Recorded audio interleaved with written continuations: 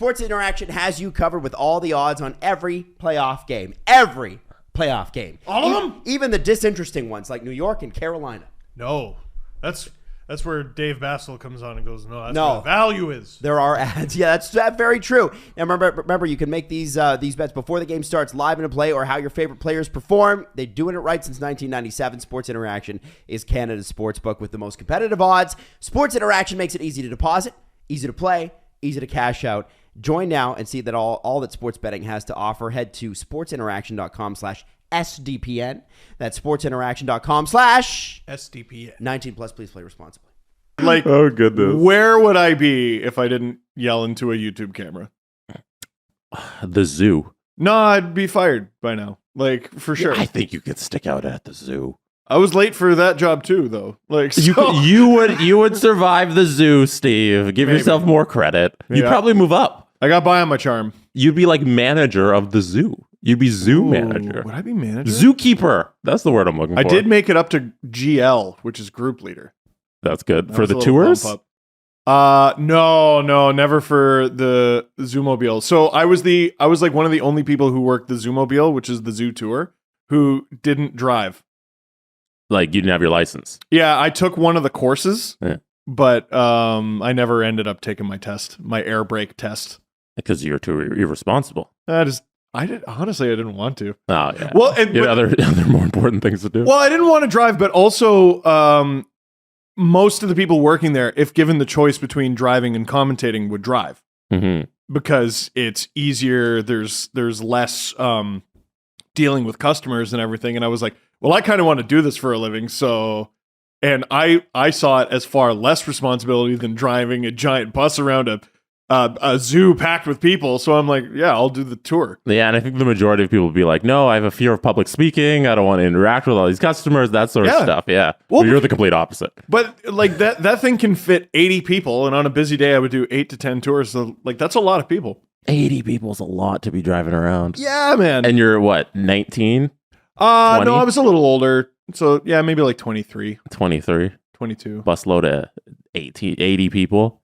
That's a lot. Oh, and some of them are thrilled. Some of them are real pissed. Some of them are just hot. It's been a long day. They got kids, all that stuff. Yep. Yeah. Oh, Canadian Domain was always the funniest because, so for those of you who don't know. What is Canadian Domain? So it's the Canadian part of the zoo. So it's all the Canadian animals.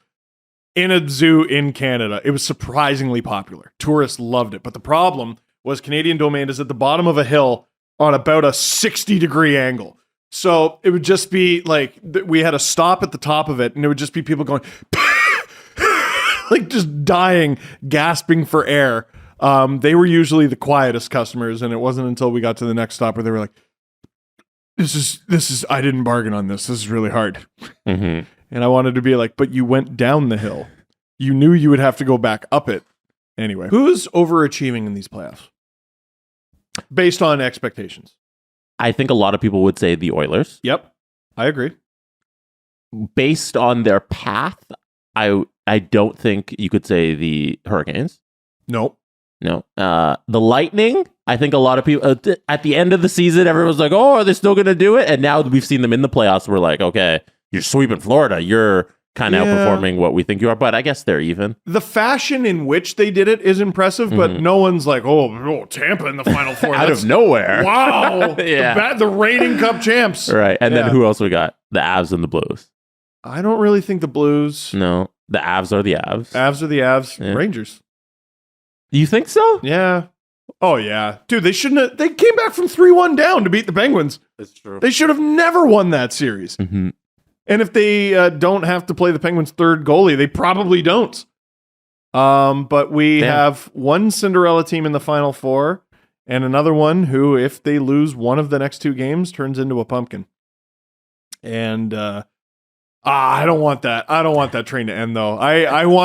Listen, we got to get, I like 1 Game 7 per round. Final Four and Stanley Cup Final, whatever. But first 2 rounds, give me at least 1 Game 7. And I hope we didn't use them all up in the first round, because there were a lot. The first round was so good.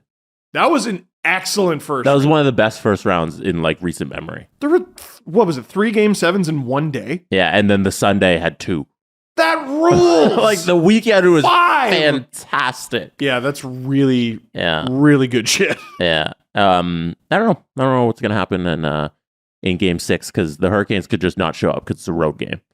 So I mean, imagine getting to the Final Four and you still haven't won a road game. they could do it. They could win the Stanley Cup technically and not win because Depending on who they play, yeah. Say they face the Oilers, then Yeah. they have the Game 7 at home. That's so dumb. And they go to the Stanley Cup Finals and never win a road game. What a silly sport. It's ridiculous. You must have been very happy when McDavid scored the OT winner because that means you get to go to a concert on Monday. Slipknot.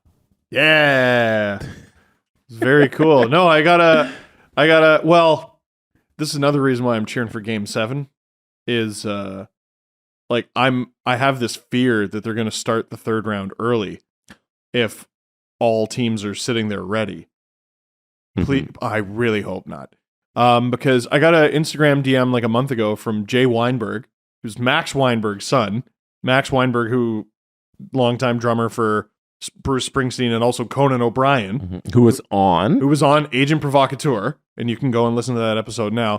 His son Jay Weinberg is the new drummer for Slipknot.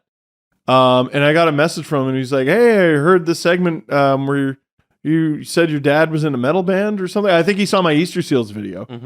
And we're gonna be in Toronto at the end of May. I was wondering if you wanted to come and bring your dad. I was like, yes. That's unbelievable. Yes, Jay Weinberg. I would like to come to a Slipknot show with my dad. Unreal. My 65-year-old dad. Yeah. He might be the oldest person there. No, there's no way. Probably not. I don't know. Your dad's gonna love it.